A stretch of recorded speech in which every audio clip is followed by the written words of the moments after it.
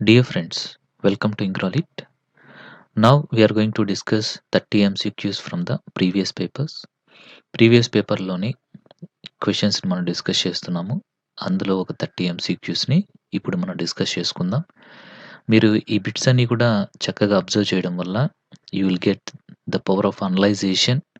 ఇంకా క్వెషన్స్ అనేటువంటివి ఎంత డిఫికల్ట్‌గా, డిఫరెంట్‌గా అడుగుతున్నారనేది కూడా మీకు అర్థమవుతుంది. Okay, let's continue the video. The fourth night called Thomas Beckett. So 'murder in the cathedral' అనేటువంటి డ్రామాలో ఫోర్త్ నైట్ థామస్ బెకెట్‌ని ఏమని పిలిచాడు అంటే ద అండర్ డాగ్ అనేసి పిలిచాడు. Next choose the word that indicates the nature of Swami. 'Swami and friends' అనేటువంటి నావెల్‌లో RK Narayan గారు రాసింది.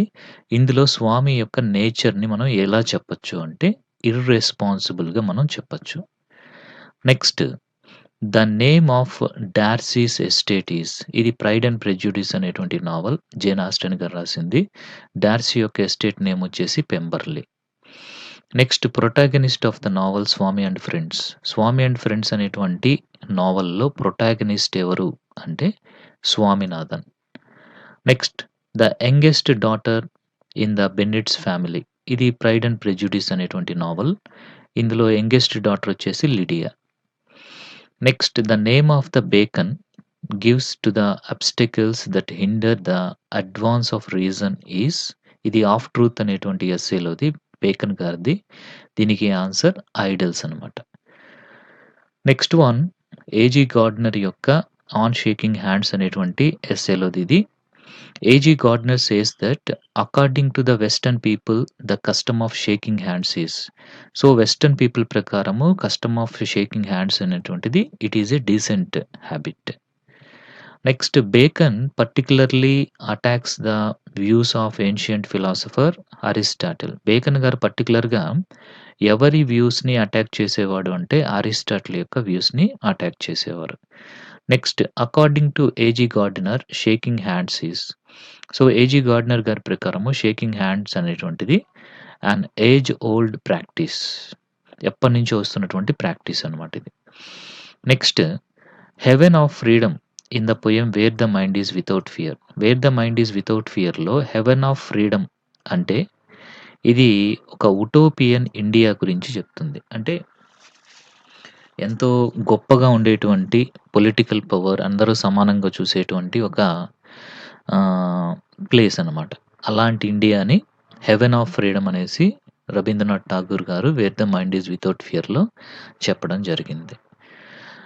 Then the stanza that describes the power of the cloud in restricting the moon and the sun is. అంటే ఏ స్టాంజాలో cloud అనేటువంటిది sun and మూన్‌ని కూడా రిస్ట్రిక్ట్ చేసేంత పవర్‌ని చూపిస్తుంది అంటే in the fifth stanza. Fifth స్టాంజాలో ఇది డిస్క్రైబ్ చేయడం అనేటువంటిది జరిగింది. Then telephone conversation it is also a poem. ఈ టెలిఫోన్ కాన్వర్జేషన్ అనేటువంటి పోయెమ్‌లో has often been described as a powerful and senior agent two.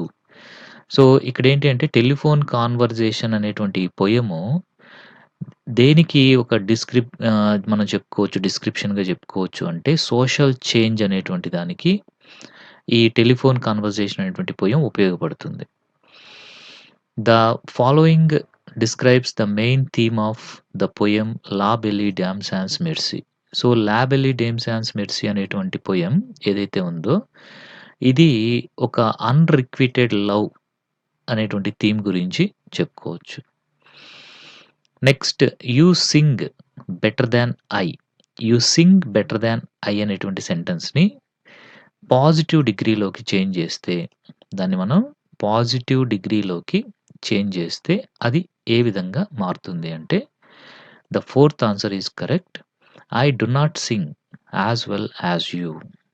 You sing better than I అంటే I do not sing as well as you అనేటువంటిది okay correct అవుతుంది. అలాగే as good as you అని కూడా మనం పెట్టుకోవచ్చు. But as well as you అనేటువంటిది కూడా కరెక్టే. But here the options what they have given we have to choose. కాబట్టి this is the correct one. As well as you అనేది కరెక్ట్ అనమాట. దెన్ ఇక్కడ మనకి ఒక పారాగ్రాఫ్ ఇచ్చారు. You better read this paragraph then you try to answer. So ఈ paragraph మొత్తం చదివిన తర్వాత you have to answer this. Mahatma Gandhi opposed industrialisation of villages because industrialisation of villages అనేటువంటి దాన్ని మహాత్మా గాంధీ గారు అపోజ్ చేశారు. ఎందుకు?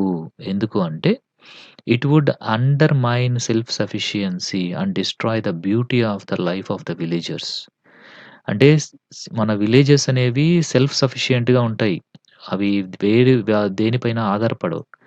అలాంటి దాన్ని పోగొట్టడమే అవుతుంది అనేసి చెప్పారనమాట ఆయన.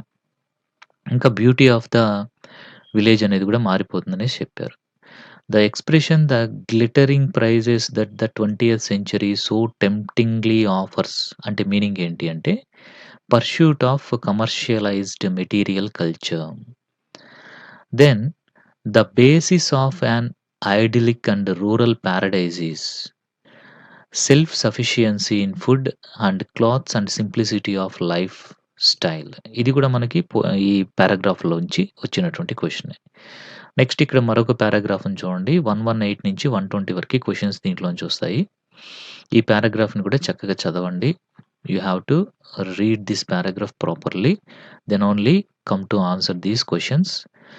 Then boring persons are generally quiet. The most pleasing type of company is where people make you feel that they appreciate your conversation.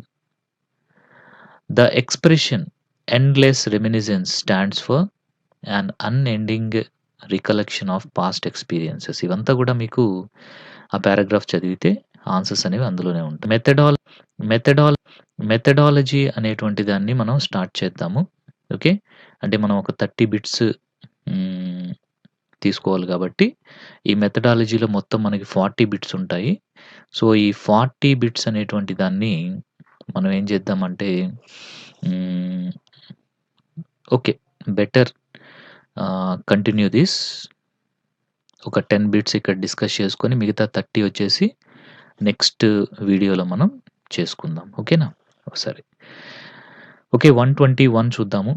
The anti-grammar stand of language teaching methodology can be traced back to the late 16th century, early 17th century ideas of Joseph web.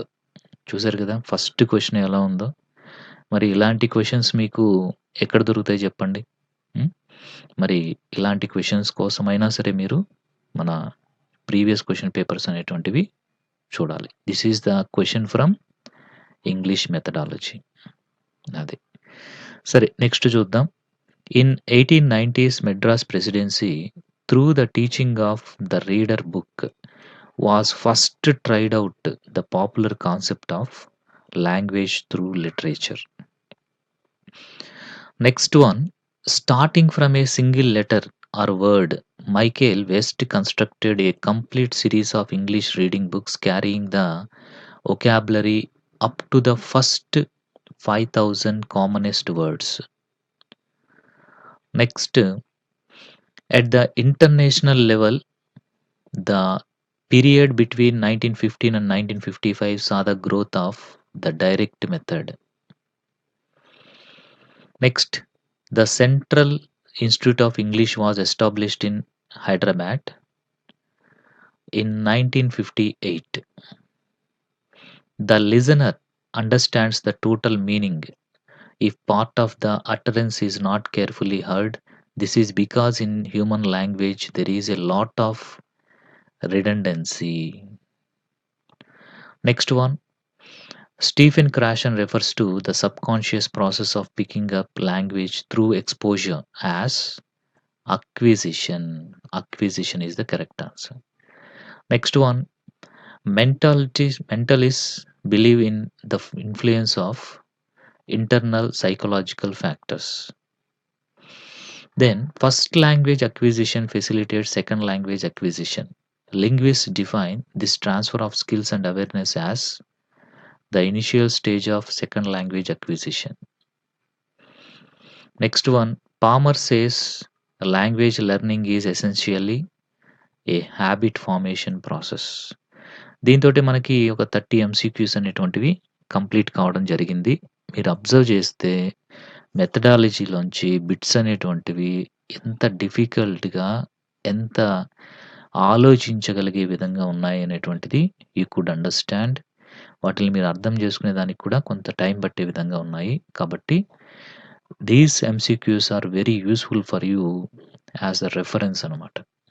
Don't miss them. Okay. Thank you very much.